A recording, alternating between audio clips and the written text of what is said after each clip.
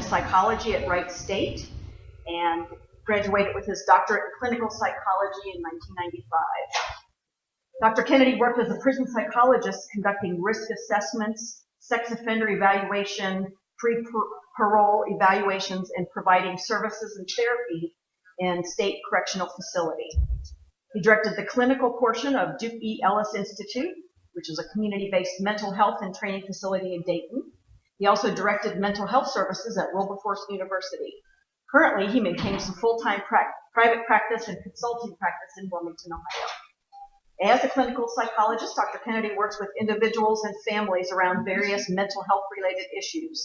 As a sports psychologist, Dr. Kennedy consults with amateur and professional athletes and organizations to help improve their performance, prevent injuries, and reduce recovery time. So that's great for construction, not just sports as well. And he helps improve their group dynamics and their cohesion, how they work together as a team. As a forensic psychologist, Dr. Kennedy works with the courts, law enforcement, and attorneys conducting risk assessments, not guilty by reason of insanity assessments, and custody-related issues and treatment. He's also served as 27 years in, or has experience of 27 years in martial arts. He's the master rank of Godan, the 5th degree black belt in Chimu Tariku Jiu-Jitsu. He's the founder of the Team Torque Martial Arts, which is a nonprofit martial arts program located in Wilmington with the mission of connecting mental health and physical health and safety and security.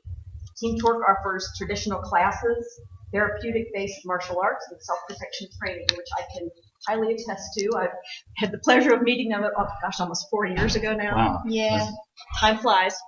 But the women's self-defense classes are awesome, and it kind of led into the martial arts. So it's great fun no matter what your age. As a consultant and trainer, Dr. Kennedy works with individuals in various size businesses and areas, including project development and problem solving, executive coaching, mission and vision development, and planning. Dr. Kennedy is also a consultant to the Clinton County Sheriff's Department and an advisor to the Wilmington Police Department on their hostage negotiation team. So it tells you he knows his stuff. This is his bailiwick, and so I'll turn it over to you and Mackenzie.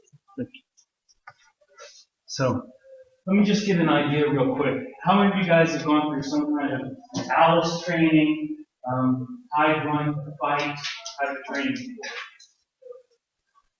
That's not what this is. How many of you guys went through kind of effective communication skills training, time management, that type of thing? Good, that's not what this is. So we're going to talk about some different things than that, hopefully. Do some presentations and do some demonstrations, and give you guys a little bit of an idea in terms of workplace violence and how to recognize it and what are some things you guys can do about it. Now, like we said, if I can't get this in under 60 minutes, then your next 3 cup of coffee is on. You got more laughs with that than I was expecting. It's because I'm usually telling it to you. So one thing to recognize is that people talk about senseless acts of violence. You can maintain that every act of violence makes some kind of sense. It may not make the sense that you want it to make.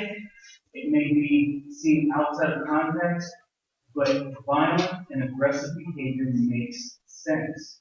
When I tell myself it is senseless, what it does is it makes it very difficult for me to be able to predict it, recognize markers on that. So the first assertion is that all violence makes some kind of sense if I understand its context and understand the dynamics of what's going on. And that's one point that I want to kind of come back to at a different time.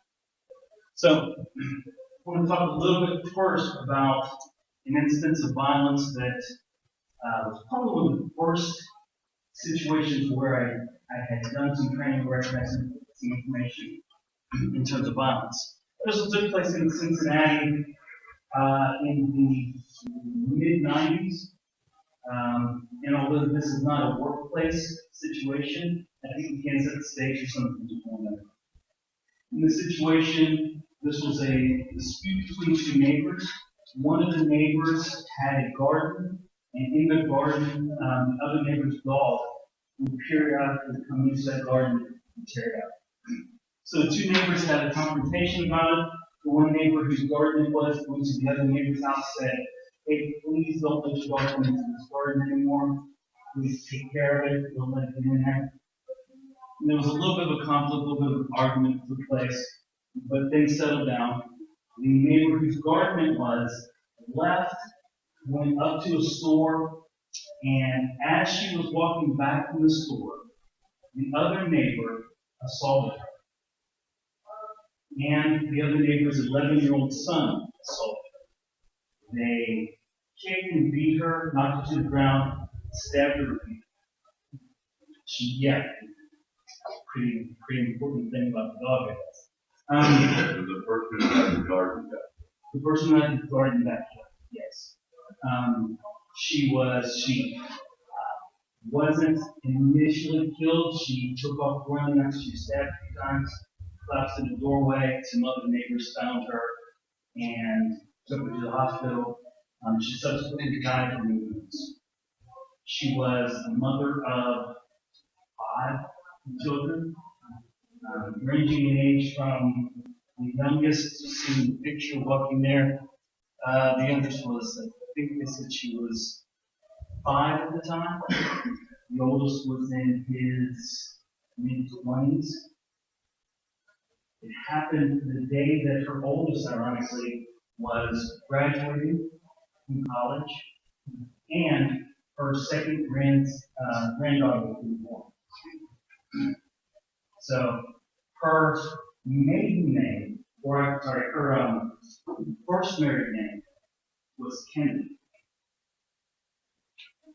So that was my mom. So when I say I have experience with violence, fair amount of experience with violence. With the exception of violence that takes place in massive shootings, I've been involved in some type of work involving violence for the past almost 30 years. Working with perpetrators, working with victims, evaluating violence prevention programs, teaching people to protect themselves, teaching people to be able to deal with the aftermath of violence. So it is an area that I've got a little bit of experience with in a lot of different contexts. So I wanted to tell you that to tell you a little bit about why this matters to me and how I came into working this work. So for you guys, why does this matter to you? And I won't read all the stats on here. The PowerPoint presentation will be up on the webpage, so I'm just going to hit a couple of high points on it. In terms of workplace violence, this is something that happens about 2 million times a year. Some type of workplace violence. I was doing you was when graduating. I was one graduate. And I was the She was the one granddaughter. born the same day that she was killed. So it's been really important to me too, just growing up, because every year on my birthday, like, he would try and be really happy and excited that it was my birthday, but I always knew that he was really, really upset too, because that's when my grandma died. And then knowing about that, and then growing up too, I got bullied a lot in school up until my sophomore year of high school. So it's really, really important to me. I also have a lot of friends and families who are victims of sexual assault, and so I inherited the importance, I guess. And so today, graduated from a doctorate. Our daughter was born, and my mom was leaving.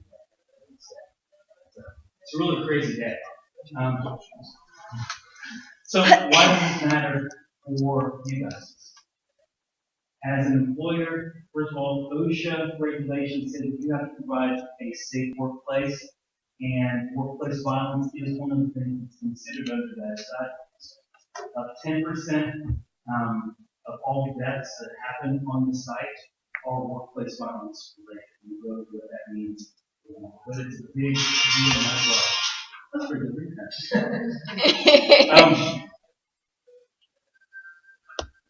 One of the other reasons it's going to affect morale at work, this workplace violence. It's going to affect productivity, it's going to affect bottom line. On an average workplace violence situation where it is settled outside of court, you're looking about $300,000 just in the litigation and the settlement judgment. If it goes to court, you're looking at an average settlement of $3 million. If you are a huge company, maybe you can absorb that. If you are a mom and pop company, you are not going to take that very easily. So not just on a kind of my employees are important to me standpoint, my coworkers are important to me, but from a financial standpoint, it's another reason why workplace violence is something to address. You get a lot of health concerns, health issues, and things like that. Said all that stuff's going to be on the presentation, so we won't go into that in much detail. So what is workplace violence? It's any act of violence, including verbal. It doesn't mention it up there, but that includes sexual harassment, that includes bullying, verbal or physical behavior that conveys a threat. And a threat is any time that person being threatened perceives that their liberty or their safety is at risk. So I don't have to say, I'm going to kill you, let it be a threat. If I'm shoving into you, bumping into you, you better watch where you go home, things like that. That constitutes a threat. So there are really kind of four different kinds of workplace violence. One is workplace violence where the perpetrator of the violence doesn't know anybody at the work site. It happens to be that they're perpetrating violence there because that is a good location for it. This is a robbery. When someone comes in and robs a convenience store, those types of situations. Retail cab drivers are in some of the highest risks for those types of violent offenses. Those are the ones that are most likely to have a homicide. About 80% of the homicides in the workplace fall into this category of workplace violence. Second kind of workplace violence is one where your customer or your customer or the public is who perpetrates the violence. This is, I'm working at the DMV and you're mad because you're going to not renew my license. This is doctor's offices, mental health and physical health care workers are at really high risk for this. Police officers are at risk for this. The person that they're interacting with is very upset, very angry, and anger and violence ensues from that. The third is the one that people tend to think of the most when they think of workplace violence. This is where a coworker acts in a way that's aggressive or violent toward another coworker or a former employee. This is when you are, everybody here is old enough to remember, at least partly remember the 80s. I'm not saying anything about your condition in the 80s, age election.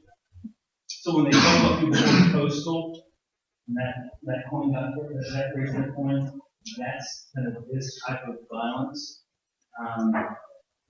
This is the airline where the employee got into an argument with the manager, followed him onto a plane and shot the manager, and then went into the cockpit, shot the two pilots.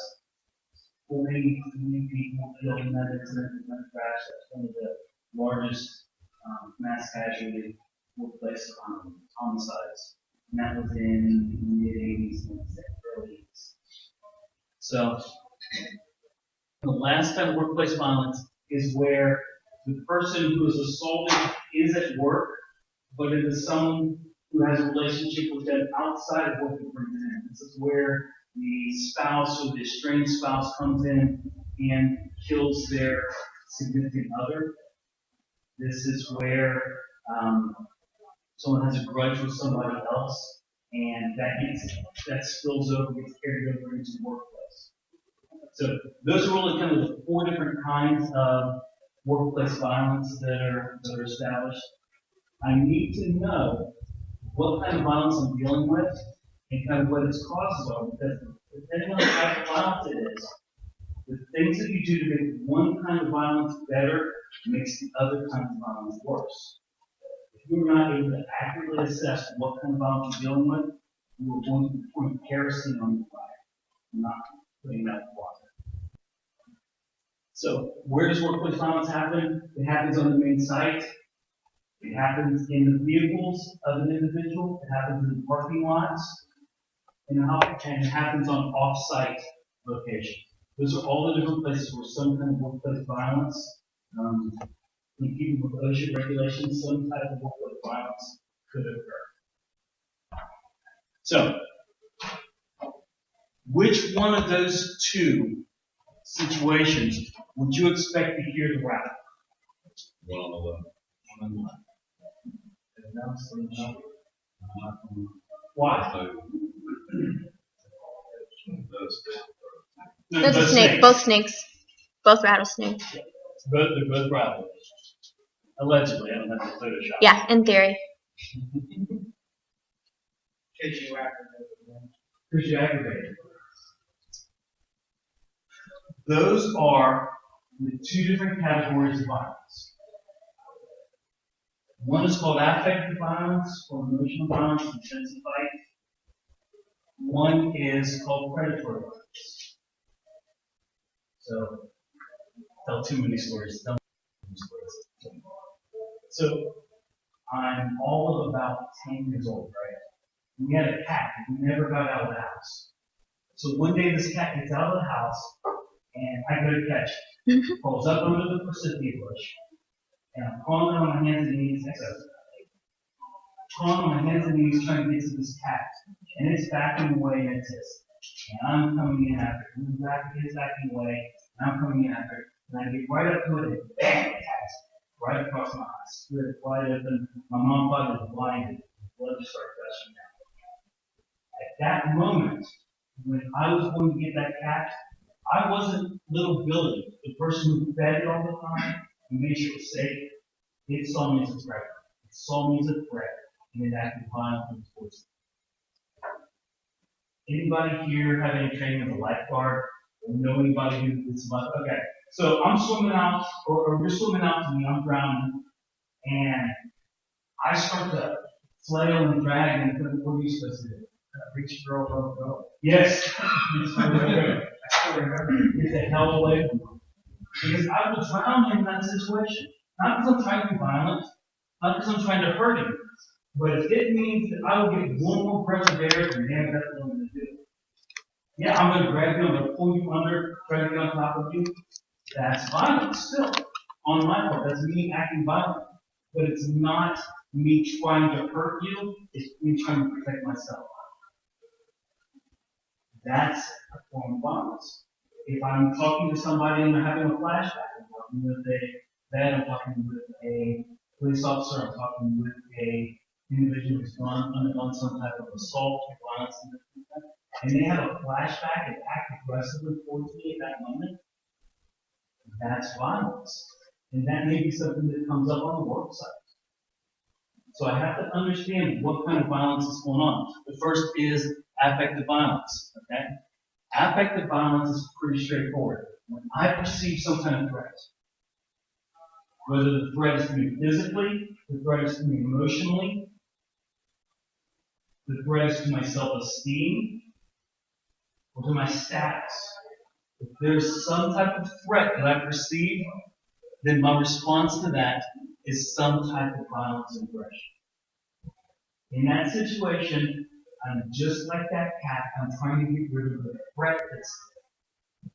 And if the threat is being posed by a person, then if I can get away from them, I'll do that. If I have to hurt them, I'll do that. Whatever I need to do in that situation to make myself safe, inside or outside, emotionally or physically, is what that purpose behind that kind of violence is. It is often called reactive violence. It's in response to something going on in my environment. It's in response to my emotions. It is rarely planned out. It's not like I go in and say, I'm planning on doing this. It is a reactive situation. And when we talk about people getting that fight or flight, it's actually misnamed. It's really good. Three things there. Freeze first. Every single time when someone is attacked unexpectedly, an animal is attacked unexpectedly, its initial response is freeze or fall. No. Okay. It's going to freeze. It's going to stay still for a minute. Or it's going to be confused and stay still for a second. The next thing it's going to do is try to flee. The wildebeest that are getting chased by the lion don't say, hey, let's go get it. That's not their first response. They may do damage to it, they may fight it, but that is only when it can't flee. So it's really not fight or flight, it's really flight or fight. Either freeze, get away from the threat, or fight the threat. And that's really kind of the process that it goes through.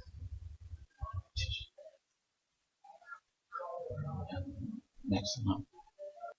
Okay. So, real quick, anatomy and physiology 101. When I perceive a threat, my body is designed to do some things to help me fight this threat off. My pupils dilate. That way I can take in more light. The more light I take in, the better I can see when I step in that hole, the better I can see when I can get away from this way or that. All this goes back to what you do for safety titles. My heart rate increases. In that first instant, your resting heart rate will jump up to around 140 beats per minute in the It can also jump up as high as 210 beats per minute in this instant. If you've ever had a deer jump out in front of you, you didn't have to think about it. Your heart just did it instantly. That heart beating faster is designed to get more oxygen going through your system faster, more blood flow. There is a release of cortisol and other stress hormones that cause my body to, my blood to clot. If I get cut by this threat, I don't want to bleed out blood taken out. My blood flow redirects, goes away from the surface, goes away from the extremities, goes into the core of my body. Because everything I need to keep me alive fits between the others. Brain, heart, lungs, kidneys, spleen, all that fits in the core of my body. So my body says, hey, Bill, you can live without your hand. That would really stink, but you can do it. But if your heart stops beating, you're dead. So the blood pools in the core of my body. It also goes into the large muscles. Upper arms, upper legs, chest, and back. Because that's what I need to generate torque and lift. To fight this thing off, climb up the tree, wherever the poor guy makes me so he's in the state. Only thing I'm making it out of this. So blood goes there, goes away from the surface. Every burst of adrenaline, insulin production shuts down because this is the rainy day I'm storing for. It doesn't make sense to store energy right now, which is what insulin does. It makes sense to let every bit of energy I have get through. But the cheetah are only successful in their hunts about 1 out of every 8 or 10 hunts. Do you know why?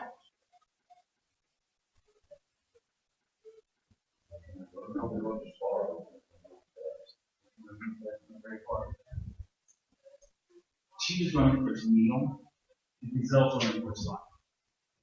It doesn't hold anything back at that point. If you are prey at that moment, you will run until you die. Because getting cut a little bit, getting hurt a little bit is okay if it means that I survive. So it's full out every bit of things, every bit of energy it has to survive this attack. So those are some of the things that happen when I have a fight or flight response, when I have that type of violence, that affective or emotional violence in a prey situation. So I get the joy of describing the second kind. Like I said, I had coffee this morning, and I probably shouldn't have, so I'm like super jittery, don't mind me.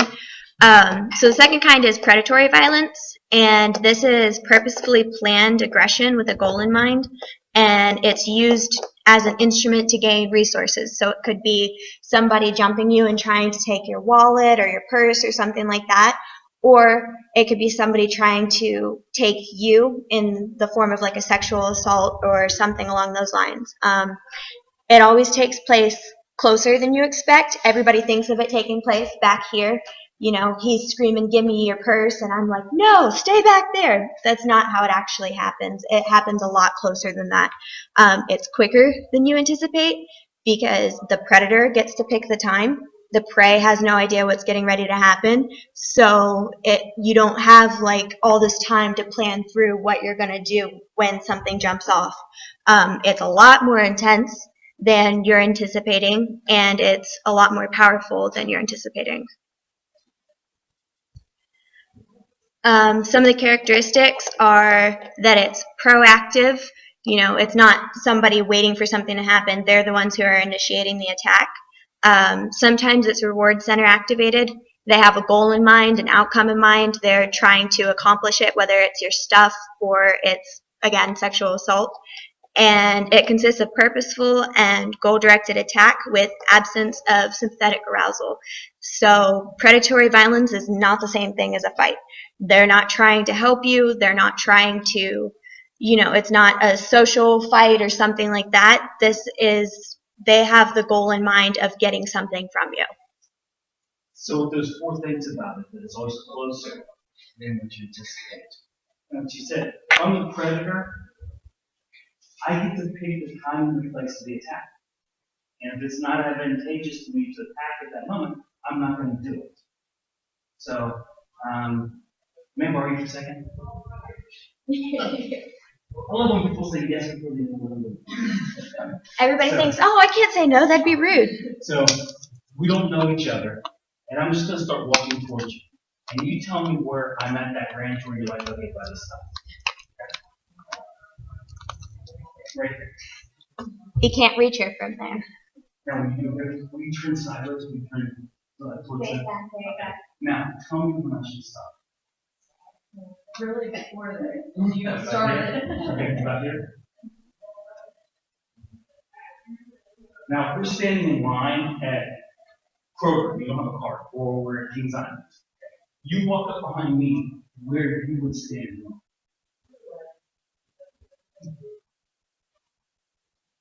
People talk about your personal bubble. It's not really a bubble, it's in lips. The distance that I stay from somebody, face to face, is different than the distance I'm comfortable side to side. That's why we can ride on a bus with somebody. That's why we can stand in line with somebody. It's not a circle, it's in the lips. And you get people when you're standing in line, they're like, dude, move up. And you're just like, I'm practically on top of this other person. How am I supposed to move up? And that's important because all predatory violence from a predator, I am an ambush hunter. Which means my first problem is I have to negotiate the fact that there's a distance between me and her. Now, I might negotiate that fact by hiding around a corner from something until she walks past. That's one way to ambush. But I might negotiate that distance by talking to her, disarming her so that I can get closer. What I want to do probably is come up from the side. If I come up to talk to her from the side, she won't let me do that. She'll like bloody my nose. So if I come up to her, she actually will bloody. So, thanks.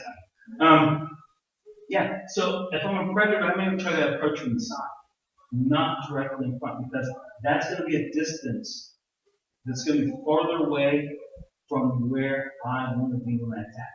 When I attack as a predator, I want to be able to put my forearm on your shoulder. This is the distance a predator is going to attack. Not here. People are quick. I know there's a 21-foot rule. Anyone know 21-foot rule? 21-foot rule is how close you can be to a police officer before they're allowed to use lethal force. Because I can get 21 feet before an officer can draw their weapon. So, I know there's a 21-foot rule, but if I'm a predator, I'm not going to attack everybody. This makes no sense. I need to negotiate this problem of distance, and when I negotiate it properly, distance is time. So I'm close enough to her, the attack will always be faster than what she anticipates, because it'll always be a closer distance. I get to pick my prey, and I get to pick my time. Despite what you see in the movies, I'm not going to pick the biggest, toughest person to attack. That's just not what really happens when we look at violence. So that's a little bit in terms of kind of the predatory part. So this again is a home situation. This is not a workplace situation or little bit of setup on this. This took place in I want to say it took place about 3 years ago. This is a home invasion plot. 2 days before they decided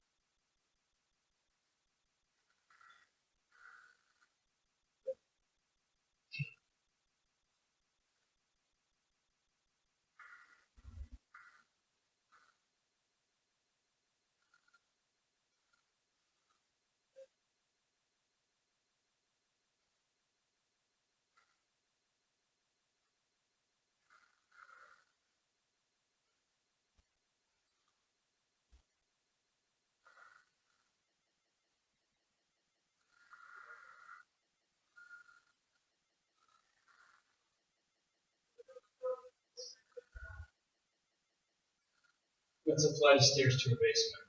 You just threw down.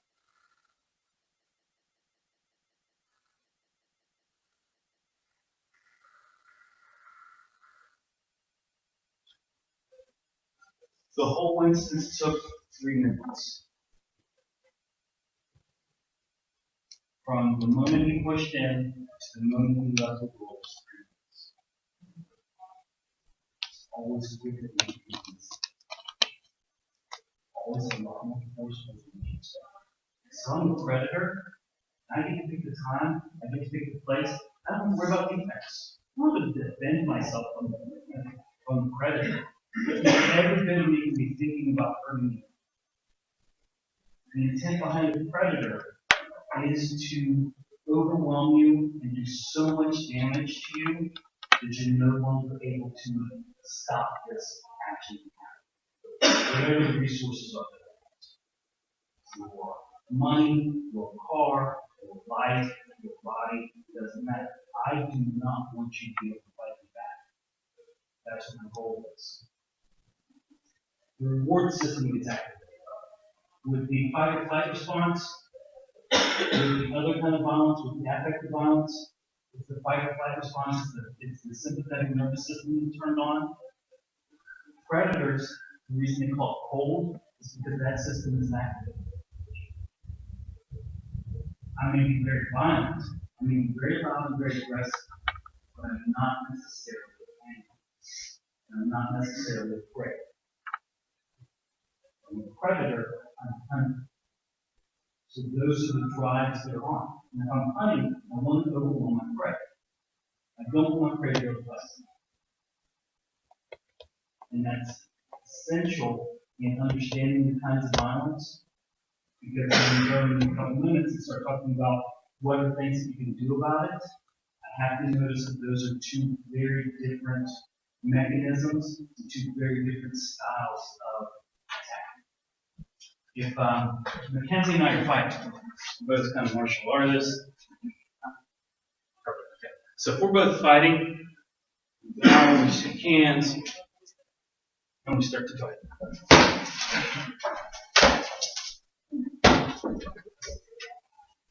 If you notice, there's kind of a timing that happens. It's much more choreographed, even if we're really trying to do damage, which I'm really thankful that she's not. It's really awesome. You like that? Yeah. I only pulled it a little. So, do you remember tackleberries from Police Academy? That's what they call us. But there's kind of an exchange and a rhythm that happens with that. It's very different than an assault. When we can have stuff. It's very different than an assault. An assault, if you watched, it was a blitz. It was attack and keep going until the person has stopped. And then just one. Make sure that they have no intention of moving or stopping, or protecting themselves, or counterattacking or anything like that. And then you have access to resources. And so, what can we do? We'll go to the next part. If it is reactive, if it's predatory violence, or I should say, what prevents me to be able to react? Okay? And again, people a lot smarter than me, kind of Air Force colonels in the Vietnam War, he was noticing that we had tactical advantages over a lot of the MiG fighters, even though the planes were kind of comparable at the time, but we were doing much better. So we started analyzing the fight process to understand why we were doing so much better. And what he found was, in any time there's a situation where there's some type of aggression and violence, but probably in any situation in general, there are kind of four different things that happen. First is I make an observation. I'm standing here and I notice that her fist is changing in size. And noticing that it's changing in size means it's coming to me and I need to make sense of it. So first is an observation and then an orientation. I see that this is changing in size. I notice the facial expression and I say, she's trying to hit me. I orient to it and then I make a decision. I can turn and run, I can try to counter, I can block, I can do this, that, or the other, and then I take an action. In a situation where violence is unexpected, there's a freeze. I go back and forth between those first two, and I get stuck. Oh crap, what's going on here? Why she hitting me? What's going on? Why am I? This should not be. And I'm saying a lot of things inside of my head, but my body is not moving. It's trying to get caught up with the changing information. And if we're here, that's hard to beat. If I'm standing like this and the first thing I feel is this, I have no idea what to do. Okay? I'm stuck in this loop between observation, I notice the sensation. If she hits me in the back of the head, that's even worse because now the first thing I notice is pain. And now I'm trying to make sense out of pain, disorientation, and changing stimuli. And that's where I get stuck in this loop. I don't know what's going on. I'm stuck between those first two, and I never get to the decision and act. So that's true for a lot of situations, but it's particularly relevant when we're talking about violence and aggression. So what can I do about affective violence? Things I can do. First is the skills that I'm really going to need to deal with emotional violence, affective violence.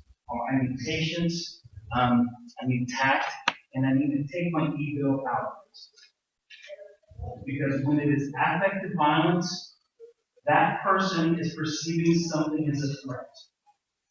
Again, maybe it's a threat to their status, maybe it's a threat to ego, whatever. They've lost a job. I have to be able to assess what the threat is and then find a way to reduce that threat gradient.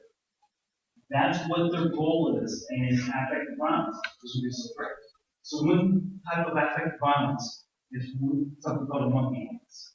What a monkey dance is if you've ever known a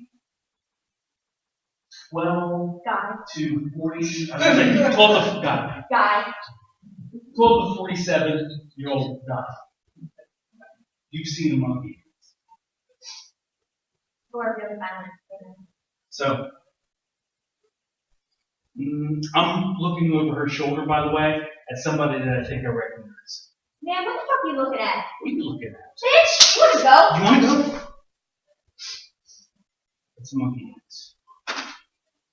In that situation, that's social violence. That is a threat to my ego, or a threat to her ego, to her status, to my status. It's very well choreographed. Every single animal has a ritual display. Whether we're rams locking horns, or chickens, or peacocks, or whatever, we come up, we puff up, get bigger, we square up with each other, we circle a little bit, one will shove with one or both hands, the other will shove with one or both hands. I'll index, I'll reach out with my non-dominant hand typically to find out the range from this person. I'll draw back and I'll throw a big looping punch. This is a choreographed thing. I'm trying to neutralize the threat. These fights usually don't go to the death unless somebody hits their head on the countering bar and they fall. But once one of us has displayed dominance, then that dance stops. For me to neutralize that threat is very straightforward typically. What the fuck are you looking at? I'm sorry, I was just in the days. I was in the paying attention. I'm sorry. Damn right you were. Bitch. If I throw that in there, so don't use weasel words. I thought it was resolved or something like that. Don't accelerate the fight. Really divest my ego. All that I have to do is show that I'm not a threat to her territory. I make myself smaller, not bigger. I still keep some eye contact, but I don't stare her down. And I let her know that I'm not a threat. What the fuck are you looking at? No, I'm sorry. Do you work out? Yeah, I work out. Like a team torque? Yeah. Very tough. Sorry, I wasn't trying to start any trouble. Sorry, I couldn't. So, if I perceive whatever the threat is, there's lots of different ways to de-escalate a situation, but most of them involve matching pace and volume and tone and pitch. I don't try to yell the person down. I don't try to take this strong commanding voice I don't try to take this strong commanding voice with the person or anything like that. I match the tone, I match the pitch. I try to engage problem solving by figuring out what they perceive as a threat. I try to stay at a similar eye level to them. If they're sitting down, I sit down. If they're standing up, I stand up. I don't want to stand over top of them. I don't want them standing over top of me.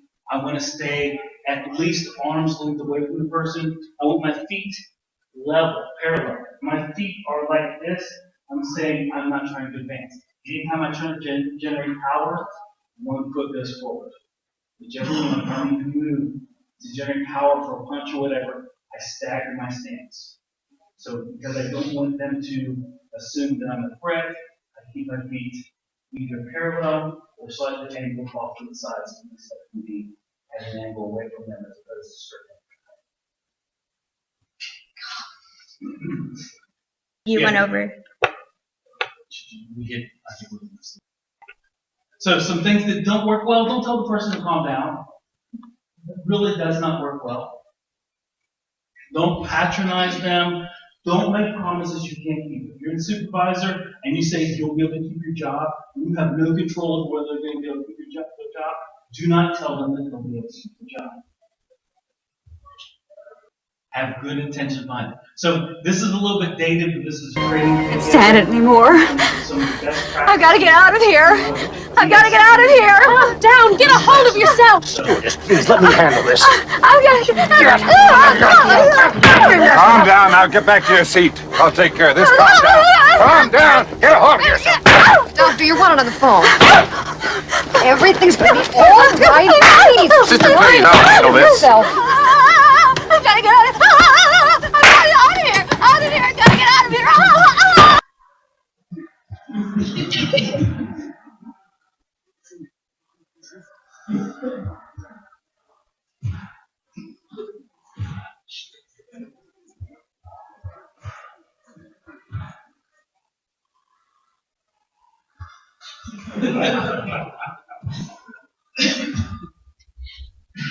So those are not the best practices, actually.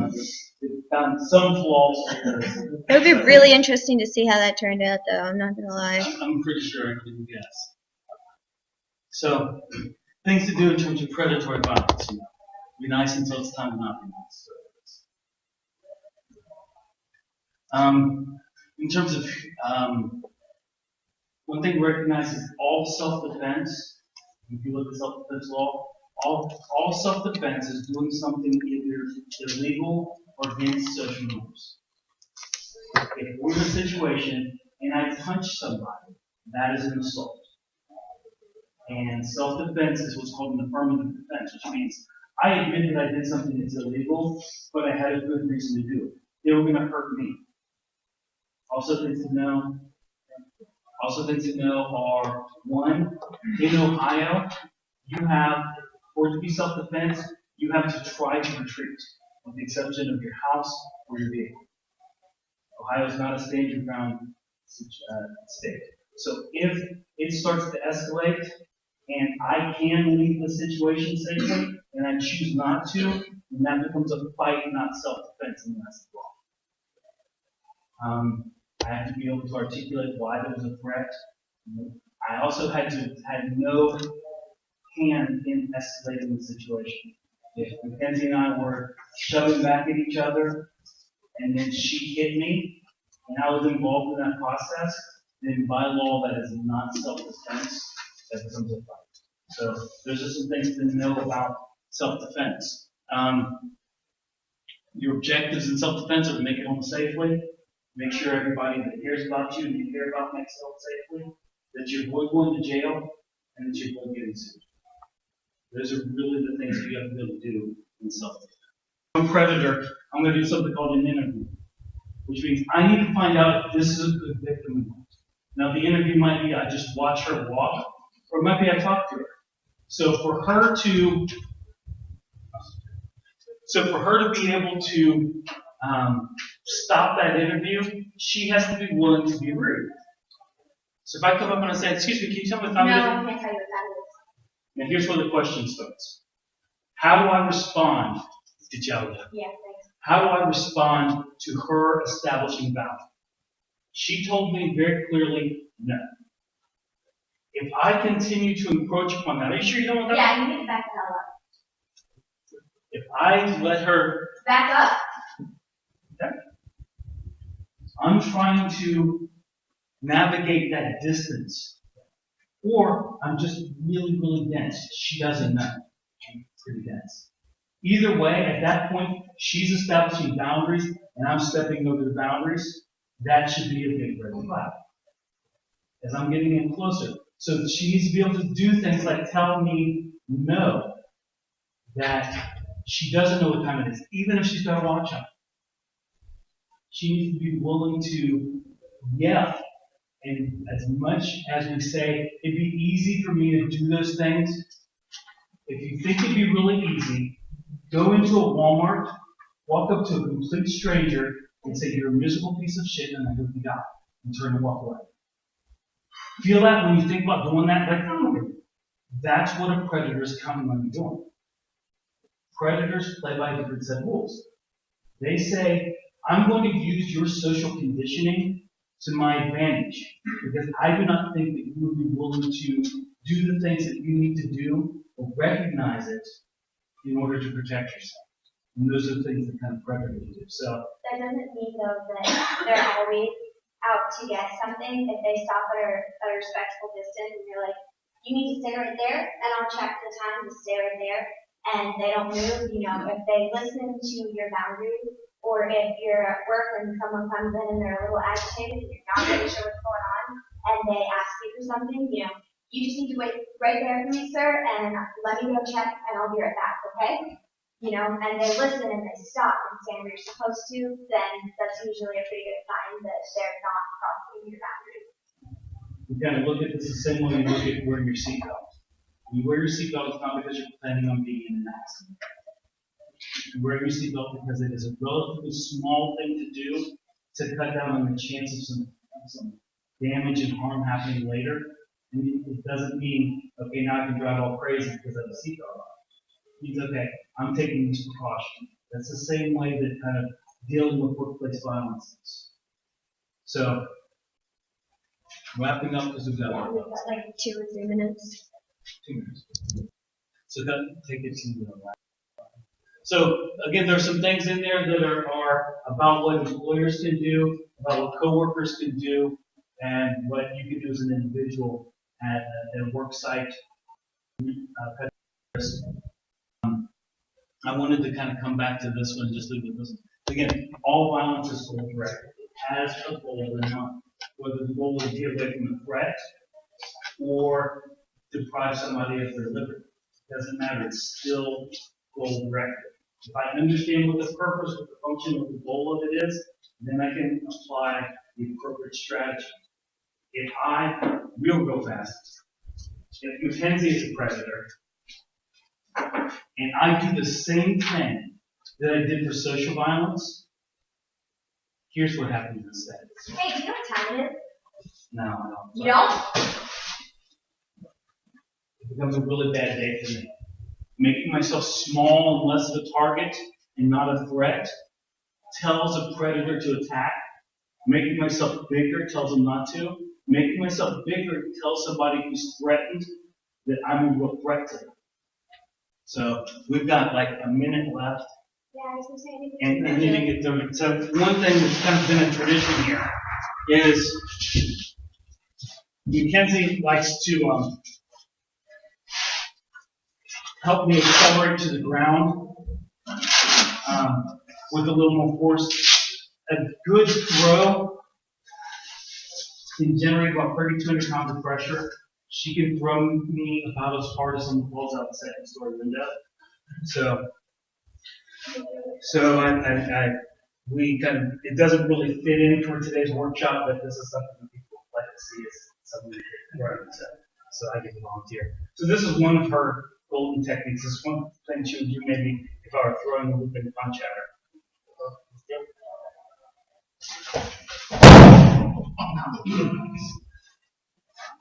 And then, well, actually, what would happen really? Throw some. That's what would actually happen. break his arm. Go have a coffee. You're so sweet, honey. So, don't like the being without at least let you guys see your we really appreciate your time. Really appreciate you guys letting us come and present this information. If you have any questions for us, we'll be hanging around. And We have some cards at the back. Did You did it.